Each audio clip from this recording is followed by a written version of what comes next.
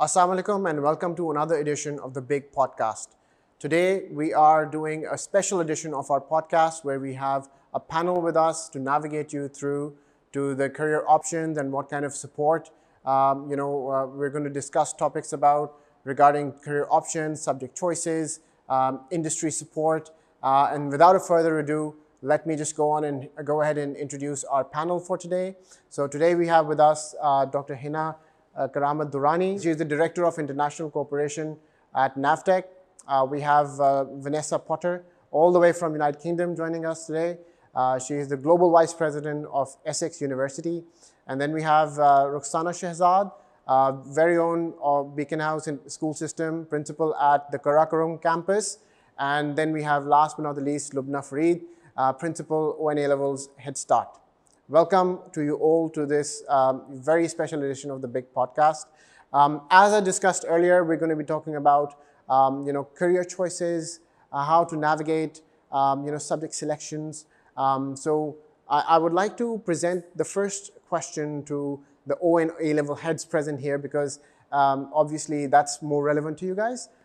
So if Ms. Lubna, you could shed light on what kind of subjects does your school offer, and how do you essentially guide students in getting that particular right combination of subjects? All right, thank you, Azm, firstly for having me as a part of this panel. It brings me great privilege that I can talk about the students and their futures and how we guide them. I hope this will help many students who will watch this podcast. So starting with your question, you see, career pathways, I feel, start once the student sort of enters the high school, which is the starting is grade 9. That is when the hand-holding stops and we try to make them independent. Right. And, the guidance starts there.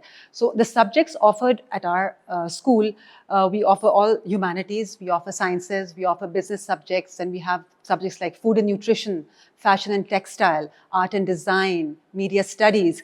And if you look at this, because not every child is a STEM student, right? Not every child will take sciences. I maybe want to be a chef, right? So I would love to take food and nutrition. Or perhaps I'm a science student, but I have a passion to cook. So I would want to go ahead with my passion, keeping what is a prerequisite perhaps for my degree and at the same time doing what's my passion. So I think there should be a bit of everything that we offer to the students rather than what they require for a degree, that they have to pursue later. There are many students and, boys and girls taking food and nutrition. And then fashion and textile is a very, very popular subject. And, it's just wonderful to see students from this age sort of pursuing their career towards the designing field. And these are skills that I think should be embedded from a very early age. Because with the ever-changing, job market and industry, I think other than just the theoretical or academic portion, I think the skill enhancement has to be worked upon a lot. And of course, we have skills yes. To be discussed later on in the podcast since we have Dr. Henna with us. Yes, on the topic of subject selection, I would like to add further to what Lubna has said. Other than aspirations, what's important is, exploration and clarity of what they would be choosing for themselves. So for that case, in our school, what we do is we develop opportunities for our students. And that is a little earlier than the senior school, which is in grade 8, when we start orientating them for the bifurcations. And that's the time where different streams are, shared with them. They are given orientations. Parents are taken on board. And we tell them all the subject options, like Lubna has mentioned. We are also offering humanity group. We also have sciences. And, these students, they are also given opportunity not only to see the brochures for these subject options, but also to attend model classes. So that takes them one step further to make their choices. And sorry, just to interject, and this is a question back to both of you again. Is there a dedicated career guidance department within these schools that helps? So with Beaconhouse, what we have here is we have an access center, which has a very comprehensive role for the senior schools. That comes after the senior schools in A-levels program. And that is comprised of our CAs and it is comprised of our ACE coordinators. And their primarily their role is to fill the gap or bridge the gap of the industry and the academia, and they create opportunities for the students to see what opportunities they can explore for themselves. So I would may I yeah, add to please. this. So we have an counseling department that works with, it's a guidance counselor department, which starts working with the students from grade 9 onwards, ensuring the correct subject selection, understanding the career pathways, navigating the career pathways as early as grade 9. And the career counselors plays a very important role. And we try to tell the students that the career counseling department is not a secluded or segregated department. It is equally involved with the academics as well. So they work collectively, you see, because at the end of the day, that is how the students learn and they grow, as they move on. So yes, the guidance counselor department is very much active throughout. And Vanessa, would you be able to give us some insights into what kind of subject options are available back in UK? What are students thinking over there, and what's the insights from UK? It's fascinating hearing the examples from Pakistan, because I think young people all over the world actually are sharing very similar challenges. And one of the things that is said very often now is young people, the jobs that people entering university now will be working in don't exist. We know that the workforce is changing hugely. We know AI is going to change many careers and professions that 10 years ago or 5 years ago was seen as something you would do for life. And so, I mean, in answer to your question, we offer a full undergraduate and postgraduate range of courses. But I think one of the things I am seeing more and more, and actually one of the things that I think attracts people to getting particularly a UK education, and particularly an education to research and education excellent institution, is actually people realising that what we are trying to do is prepare them for a world of work, not necessarily particular careers. And actually, so at Essex, alongside a rigorous academic degree, all of our students, for example, have access to Data Science 101. They have access to sustainability for all. They have access to languages for all, because we recognise that whether you're studying literature or marketing, you need to understand data science. And that's essential these days. That's absolutely essential. And also, and I think again, one of the things I would say is it really, as a mother, it worries me. We in nearly every education system I see and work within, I think we expect young people to make choices that often impact on their life forever when they are far too young. And one of the things we absolutely try to do at the University of Essex is recognise that sometimes people have just made the wrong choices. So often, if they're applying for undergraduate degrees, if they've done really well in a science but less well in humanities, we'll help them. We'll be flexible on entry levels, and similarly if it's vice versa. But the other thing we have developed is a whole series of master's programs which help people to convert. So they're not necessarily, the prerequisites are not that you've done an undergraduate degree in the subject, so that you are able to get a level of specialism at masters to help you with getting your first job. The other thing, and I think this was absolutely hinted at by both of the fabulous heads next to me, is actually go and try stuff. Try and get placements. Try and do work shadowing. Just try and see what you enjoy. Because the chances are you're going to be changing your jobs often in the next few years. And one of the things I often say to people is sometimes it's as much the type of institution you're in, an organisation you're working in, as much as what you're doing. If you want to be in a small company where you get loads of flexibility, go to a startup, where you want all of your ideas to be taken forward. If you want to be working in a big team where you've got lots of progression opportunities, maybe try a different sized company. Those are the kind of things I think sometimes people don't think through, because they say, oh, I want to work in marketing. But actually, there are so many different types of marketing and so many different types of flexibilities within those options. And just one comment before I come to you, Dr. Henna. In UK, I remember one of my cousins, she did her GCEs from UK. Over there was no set prerequisites or subjects that you're required to study to go into a particular degree. So can you comment on how that flexibility allows students to have a greater approach and a better approach in selecting their undergraduate and master's programs? That's a really, really important question. And actually, it's not quite right. It depends on the institution. And actually, this is really to the point I made about people being forced to select too soon. Yeah. I'm a big fan of the International Baccalaureate, for example, because you keep that breadth. In the UK, even when you're choosing GCSEs, you might already be losing quite a few subjects. And when you get to A-levels, you can really restrict your subject choice. So people think, so for example, I will expand on this, but my son, for example, at 14, decided he hated science. So he didn't want to do the triple science GCSE. He just wanted to do double. We had great discussion about it, and actually his school wouldn't let him. When he got to do A-levels, I said, you have to check, I want to do biological sciences, check which universities require 2 sciences. Some don't, some do. So a lot of universities, even for biosciences, either want maths or another science A-level. Yes. And they're the kind of things that sometimes people just don't get told in counselling. So I think, many education systems are less narrow so early on, but it really disadvantages some students. Essex, we recognise that, and we try to be as flexible as possible. So actually, even for subjects where people would usually require maths, we will give them maths out of their courses to get them up to the standard they need. As a foundation. And well, no, not even as a foundation, actually in sessional additional support. If they're, so we do a lot to try and recognise that sometimes people make choices. We do offer foundations as well, so it depends on the level they're coming in with.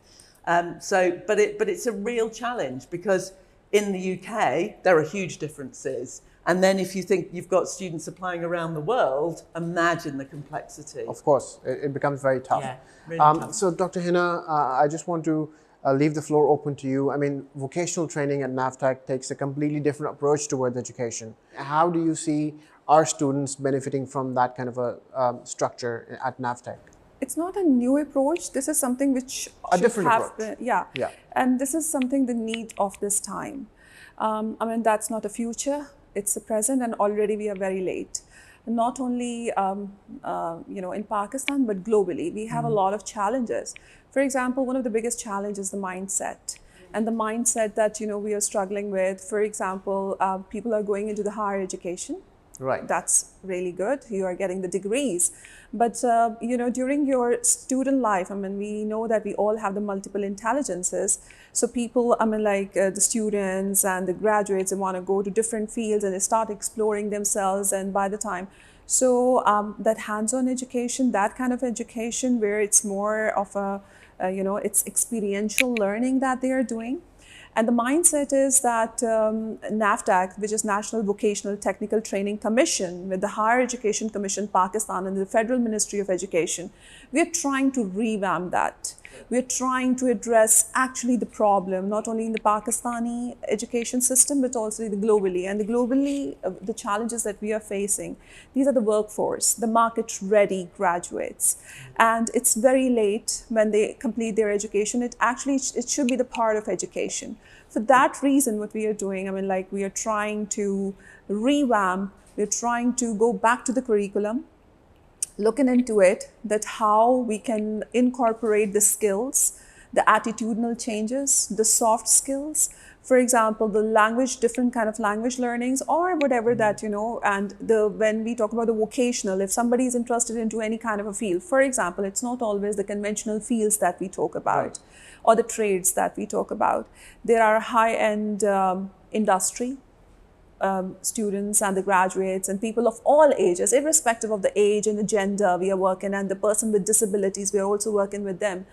So, if they want to go into any career, they want to join something, so they should have the vocational training for that.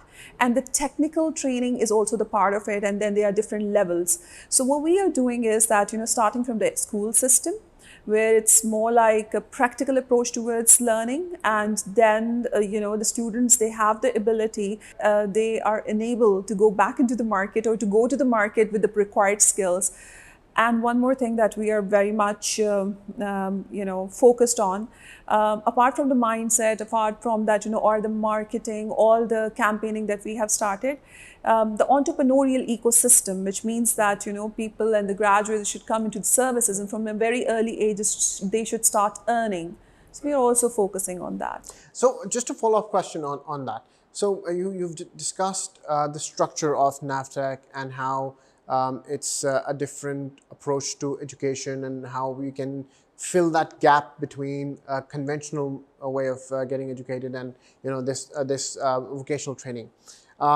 Can you please shed light on how would you assess one student from another? How would you assess their strengths, their weaknesses? What are they good at? Like, for example, if a student is at an early age, shows some kind of a specialty in science, what careers would you recommend to that kid? All right, as far as the career counseling is concerned, we do have the facilities, and we are just not only the career counseling, but also the labor force that is required to, because we are also working with different ministries. For example, the Bureau of Immigration. We're also working with the Overseas Employment Corporation, where we are getting the requirements. For example, this much workforce is needed in KSA, or maybe in Germany, or we have the EU talent partnership now with Pakistan. So Pakistan is signing MOUs with different international donors and the missions. For that reason, if you talk about the NAVTTC, we have more than 400, almost 500 trades in which we have they're open for everyone. It's not something that, there are certain aptitude tests. The students, they come themselves, they apply. And, NAVTTC, with the help of their JV partners, the joint venture partners, they are universities, schools, industry, all of them. The private and public-private partnership is also one of the most important, because we believe as a government that without a public-private partnership, most of the problems, it remains incomplete. Yeah. Yes, government cannot solve. We don't have the capacity. We don't have the human resource. So the students come, they apply themselves as per their probably aptitude requirement, and if they want to go somewhere, so we would give them different level of training. NAVTTC is giving them free of cost, all financial part we are going to take care of. We are doing a lot of hand holding. They come, take admission. If they are interested into high-tech IT courses, there are a number of courses. Then high-end industry, they come there, and the conventional trades like plumbing, welding, all that, and beautician, dress designing, all these kind of.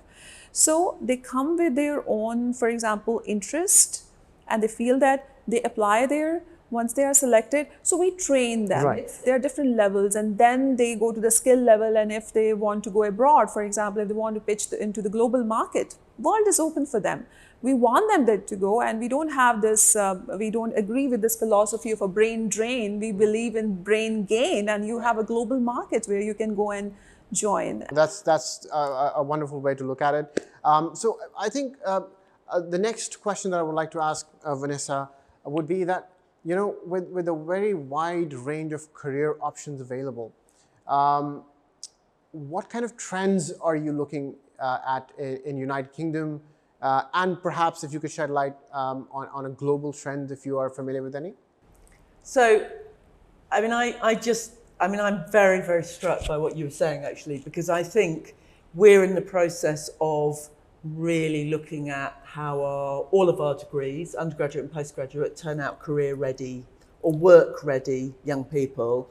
And I think the focus on experiential learning and actually ensuring, and I don't particularly like the narrative around a big divide between vocational and universities, and in the UK, so one trend we're seeing is a real growth in apprenticeships. So with people in the workplace and in the university at level 4 and at level 5 and at level 6. So we have people doing MBAs and working as part of an apprenticeship. So I think there is a real kind of, that it's incumbent on universities to be redesigning higher education. so that we are picking up on all the strengths of vocational training and, where relevant, working with vocational providers. Now, clearly it depends on the level, but I think that divide is not useful for the future of all of our societies. So, and the whole, we put a great emphasis on entrepreneurial skills and in, supporting business startups, whatever our students are studying. We are seeing, and I mean, it's fascinating the trends we see. And it does differ between countries and it differs between undergraduate and postgraduate. So there is always a huge interest in law. And obviously that depends on markets and countries from where there's a similarity in the law. But international law, maritime law, all of those areas always remain hugely popular. Business, accountancy and finance programs, and they remain solidly and consistently oversubscribed. But obviously what we have also seen in the last 5 years is a huge expansion of data science, AI, cybersecurity, blockchain management, all of those areas, real interest and real development.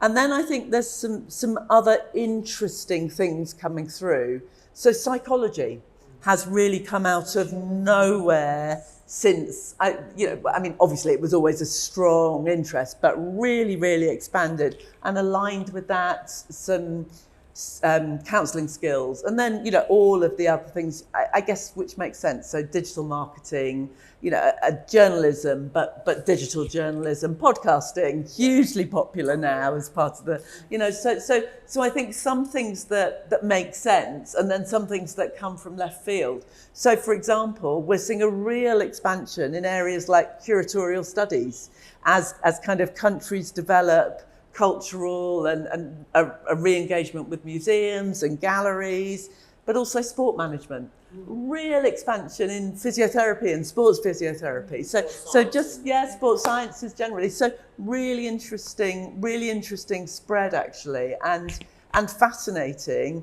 And seeing I have a huge privilege of travelling extensively and working in quite a lot of detail over the world. So seeing the changes in the subject demand and the things that the young people are interested in is amazing. No, it is very fascinating. And if you have something like English Premier League or the PSL in Pakistan, you need your sports scientists, you need your physiotherapists. These are some of the fields that are very, very absolutely. rewarding financially as well. I would like to add over here, things have changed globally and also in Pakistan, and we have realized this thing, that there is no age limit for learning. Yeah. Right. There is another program which I was just talking to my friends about, the recognition of the prior learning.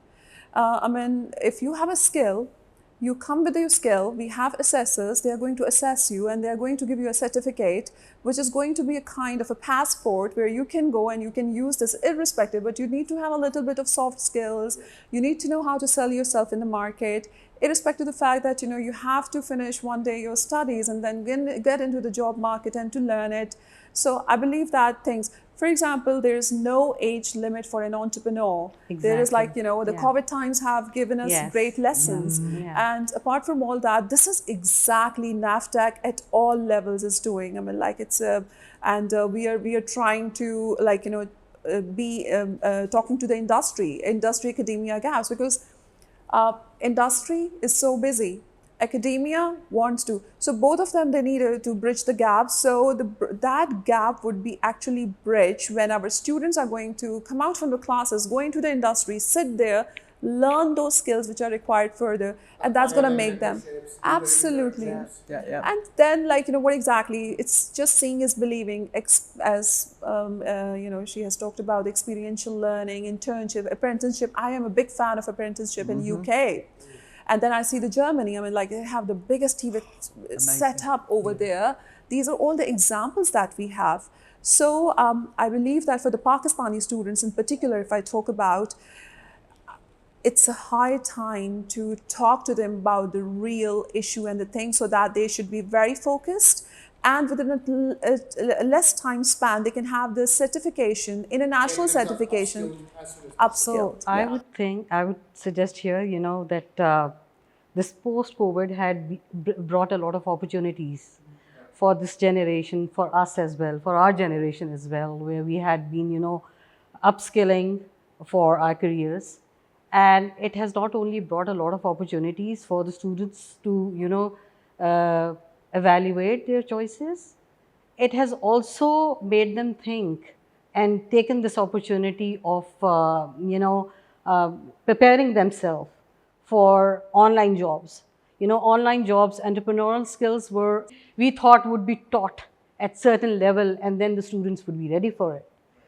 Now we have students, and when we run our different clubs, we come across a lot of students who are running their own businesses at very young age.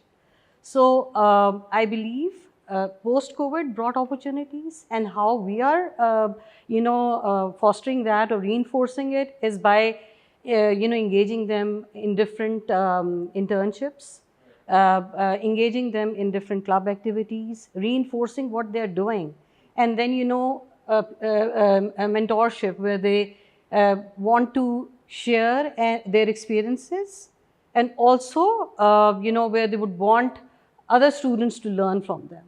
So that is kind of, these are the experiences that they are now, trying to explore. And Ms. I Lubna, if you could shed agree, light. as she just put it, that of course through internships, I mean every summer, so the students don't sit home, they are all involved in internships, based on the subject selection that they have. And that sort of gives them an insight to whether they want to really pursue the career that they've chosen the subjects for, right? So for instance, if I'm in IGCSE, perhaps I won't continue with those subjects because I didn't like the work environment, or that was not meant for me. And I can totally deviate to different subjects as I move on to A levels, right? So that is another approach to actually tell you and let you understand your niche, because and making them understand that taking or choosing a career pathway is not a linear approach. I mean, there will be challenges, there have to be risk takers. And I think working on these skills, there have to be failures, they have to get up again, they have to show resilience, So I think these skills have to be worked upon. And I feel since we are kids, we all have hobbies, we all have talents, we all have skills. The regular schooling is just a part that we have to sort of fulfill, right? But each child comes with an amazing skill, a talent, or something to showcase. I mean, I do not believe that any child is there without a skill. And that is where we as educators, do our job to ensure that, They understand that they're who they are themselves. Yes, and Yeah. to bring about their niche. And the school life is the time when they can work on this. They can go wrong, they can pick up again, they can do something different, they can sing, they can play the guitar, they can create a motor car, they can cook, they can be, so they have everything under one roof that they can keep trying and failing and retrying. And by the time, they hit A levels, I feel they're ready, to understand what career pathway they take. I also let my students understand that it's okay to even take a gap year, go volunteer, go work with people, and do not expect that the day you get the degree in hand, you will be on the job the next day. You really have to sort of go step by step in order to learn and grow. Growth doesn't come over time. And that's a very valid point, Ms. Lubna, that you've raised. And let's talk about what kind of pressures students deal with in terms of, subject selection, navigating through parental pressures. If you could shed light, both of you, on how students deal with that at your schools. Okay, so as somehow being a science student is supposed to be, it's like you make it big if you've taken sciences, and if you don't take sciences, or if you don't become like a doctor or an engineer, you're a failure. So that stereotype, that it's still there, that mindset. And I believe it's parents who probably weren't able to do that themselves, that they want to sort of transfer that to their children, So I feel things have changed, Probably back in our time, we didn't have that many career choices or subject selections. But I think now there's no limit. Like it's like endless possibilities that these children have. And it's not necessary that either medicine or engineering are the two things, the world is transforming. And look at the job market, look at the job industry.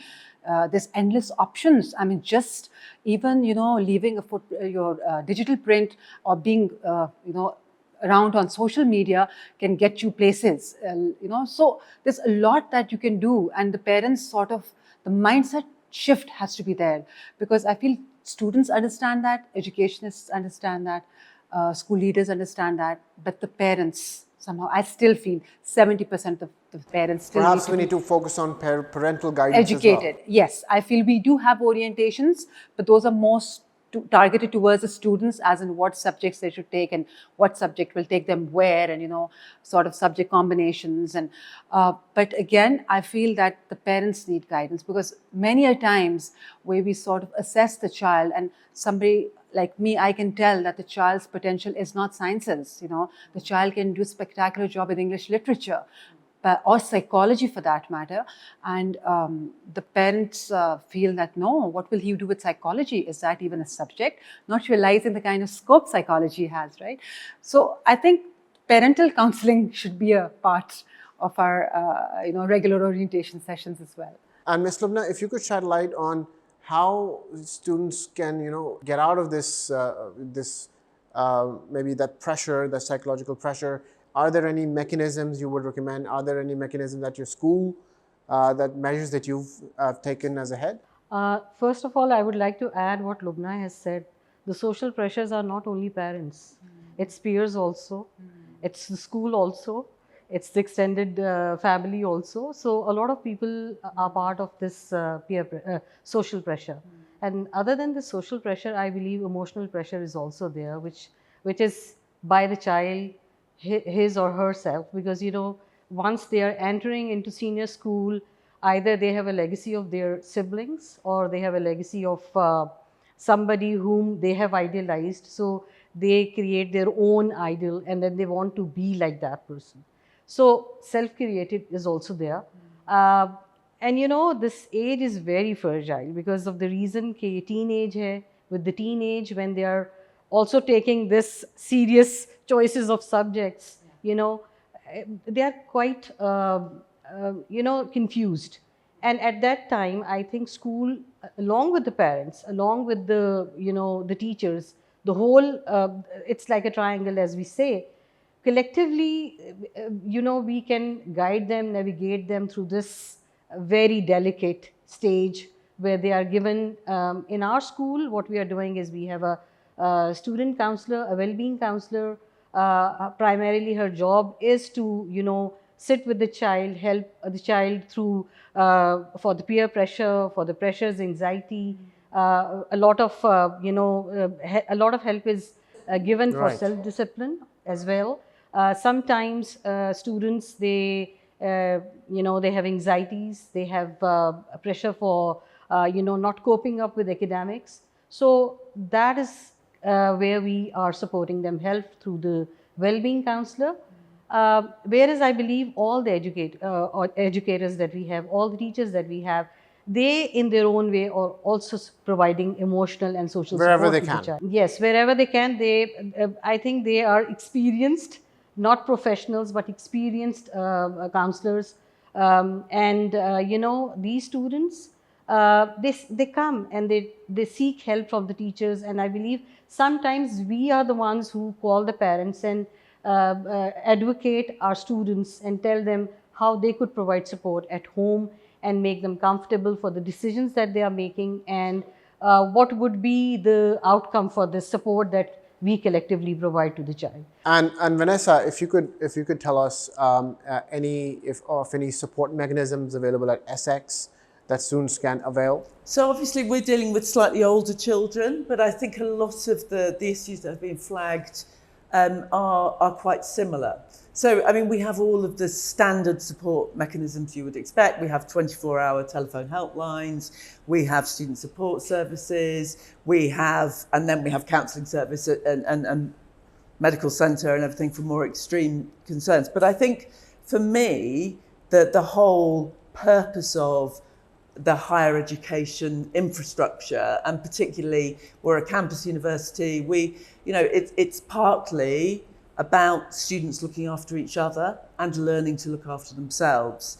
And I am a great believer in the mechanisms that we use to build up resilience, self-reliance, and support and responsibility for the community that you're in. And one of the things that I'm always proud of is how much our students look after each other, whether that's through the clubs and society. So our Pakistani society arranges meets and greets at the airport. You know, the support they give to the Pakistani students when they arrive. We had students arriving during lockdown and during the pandemic, and other students were arriving and giving them pizzas that, you know, just through a door because they were in quarantine. Just the kind of love, and I think those things are as valuable. And for me, I think recognizing life's not always going to be easy. You're not always going to get it right, and that is fine. You are not defined by having a bad day. You are not defined by looking on social media and everyone else having perfect skin or perfect clothes. Actually, you're defined by how you deal with the tough times, and your future is determined by how you pick yourself up. And actually, I think learning to say, I'm a bit lonely today, and I need somebody to talk to, do you want to go for a walk, is as important a part of what you go through and your learning and development. And I think learning those elements of being part of a community are what stays with you for life, alongside the being a lifelong learner and recognizing, and I do think that recognition, things will be hard. You know, and one of the things as an employer, I mean, I have over 400 staff who work for me, and if I see someone's got an international educational experience, I will, sometimes wrongly, but almost always correctly, assume that they will have a resilience and an ability to deal with things being difficult and make friends and deal with intercultural experiences and working in very different environments because of that international experience. And I think, you know, I don't for a minute imagine it's always easy. I know that sometimes it's really tough, but getting through it, my word, you learn Excellent a lot. advice. I so agree with Vanessa on her point as far as recognition is concerned. So I feel as educators, of course, a part of our work is to understand what quality a child holds, right? So it could be the encouragement that comes from you. It's a skill that perhaps a child or the parent has never even acknowledged, right? But because it comes from you, Right. that's sort of, you know, it comes up and it's shown, you know, and that child feels encouraged and motivated.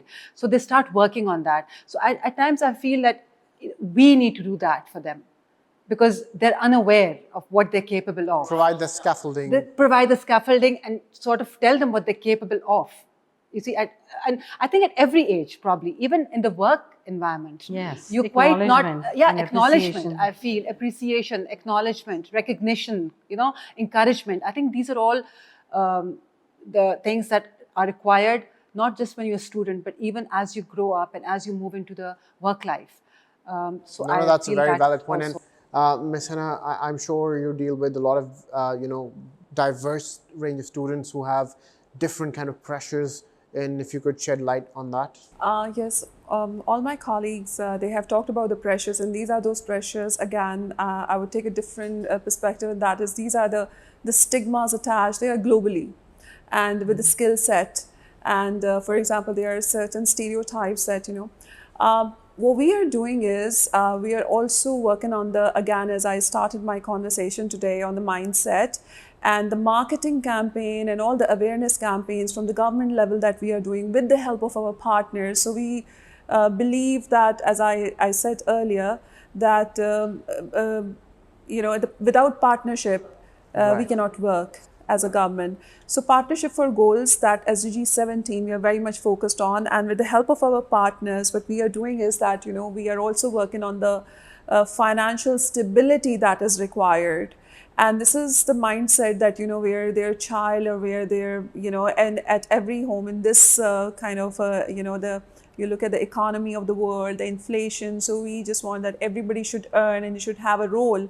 And for that reason, of course. Sorry to interject. You pointed out you made a very valid point about stigmas, and especially with vocational training in Pakistan, there is a lot of stigma.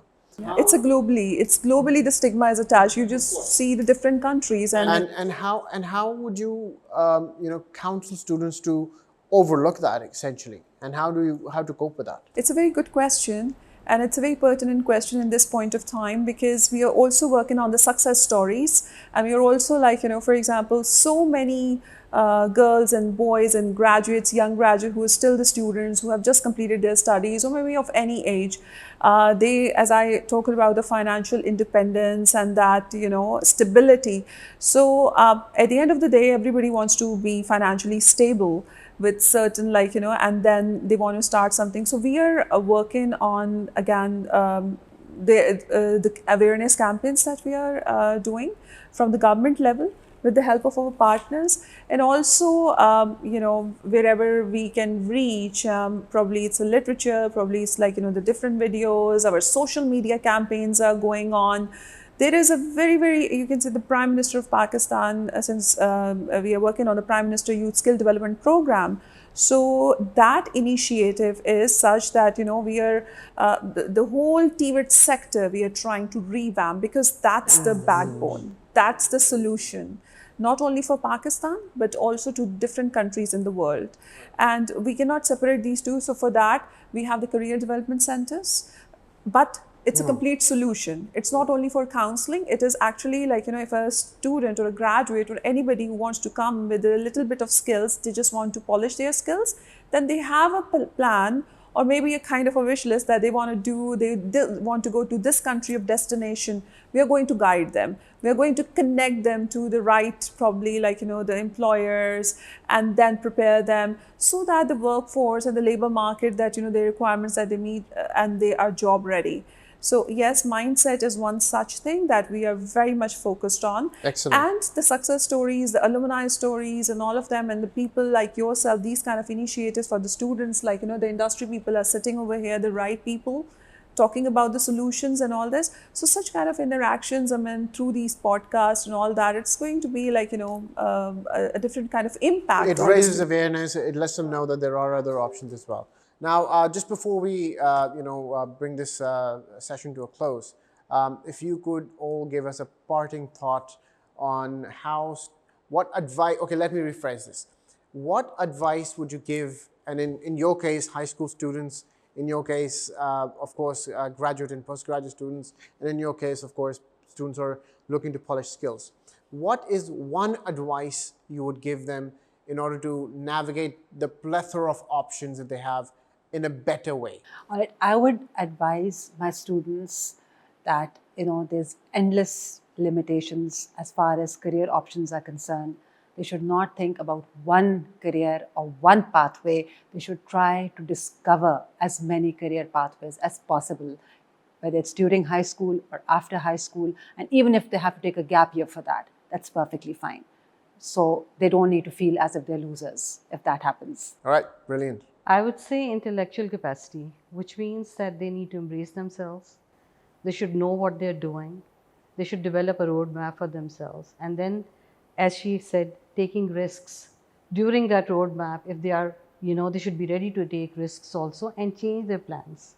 It's not that any plan is forever. Any plan that is made needs to be changed with the, change of the destination or any goal that they set for themselves. Taking care of themselves, taking care of their well-being, I think that's very important. They should know how important are they for themselves. I was going to start with that. I think there's something really important about learning what makes you happy. You spend an awful lot of time in your life working, and I think sometimes we underestimate the importance of happiness, because actually if you're doing something you enjoy, whatever that might be, you're going to be better at it. You're going to bring that happiness to the table. You're going to be nicer to your colleagues. You're going to be nicer to the people you work with. And I think it's often really underestimated. And I also think the importance of looking after yourself is absolutely crucial. Whether you're studying, whether you're working, whether, eat properly, exercise, because they're the things that then get you down. And I think all of that is about what makes you resilient. Sometimes you're going to have to do stuff you really don't love doing. That's fine. You're studying, you want to get to the end, you're being paid to do a job. It's fine, someone's paying you to do it. But actually, if 80% of what you're doing is stuff you love, or at least get satisfaction, or it's challenging, and just because it's hard, it doesn't, learning to deal with things being hard and the satisfaction you get when you were able to crack it, those things are kind of things I think sometimes we underestimate. The world's not always going to be straightforward. There are going to be things that are tough, but how you approach them and the enthusiasm with which you take on things that are difficult are going to be the things that really set you up for the future. That's brilliant advice. Just one more thing I would like to now add, since the thought process is there. I believe students, they should define happiness themselves. Yeah. They should have their own definition of happiness. What happiness is to them is the happiness, not happiness which is brought by or defined by other people. It should be themselves Individual defining capacity. happiness. All right, I'll add into all the advice which my friends have given. There are a few who just want change, and there are a few who just change. So Right. change and be optimistic.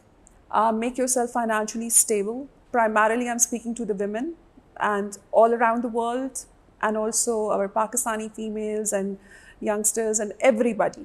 And learn skills. With your education, the most important thing is any skill. And as they have said, be resilient, be happy. Sometimes, for example, I was never interested into physics. I thought that physics is one of the most boring subjects, but when I started learning it and enjoying and exploring, it turns out to be my favorite subject. So it's mostly when we don't understand things, we feel that, so it's just to learn a skill, and then it's the sky is the limit. Explore and all this. So independence, the kind of independence that you feel, that gives you feathers, that, give you a different kind of a lifestyle. So I think that's really very important. And for that, you need to change your mindset. And as my friends have talked about, that you need to be resilient. So yes, resilience and all these things, they come when you change your mindset, and all those preconceived notions, they are just mere noise. And meet right people, listen to them, Agreed. and then explore life with a skill. So skill is something that I am this for me, it's very important. So, just a little example I would just like to quote here with my own life and something that I've been through. I was always an artist. I loved painting, right? And I always thought I'm going to make a career in art and painting, because that was something I just fascinated, and it was a passion. You see, I always wanted a canvas and a paintbrush and paint. But somehow that didn't work. And I felt myself deviating towards the teaching, career. And over time, I felt a connection there, because I had a canvas where I imparted all my thoughts and my ideas, and I wanted a good result. I wanted it to be better than before.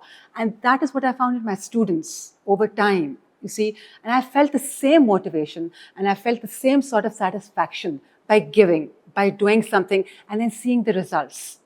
You see, so you could have a passion, but you can put that passion to use in many different ways.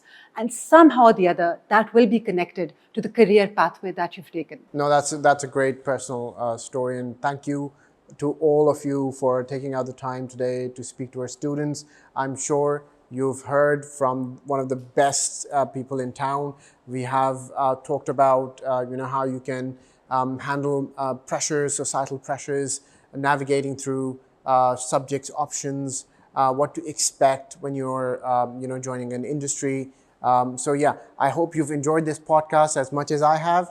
And with that, that's a goodbye, and that's a wrap. Thank you.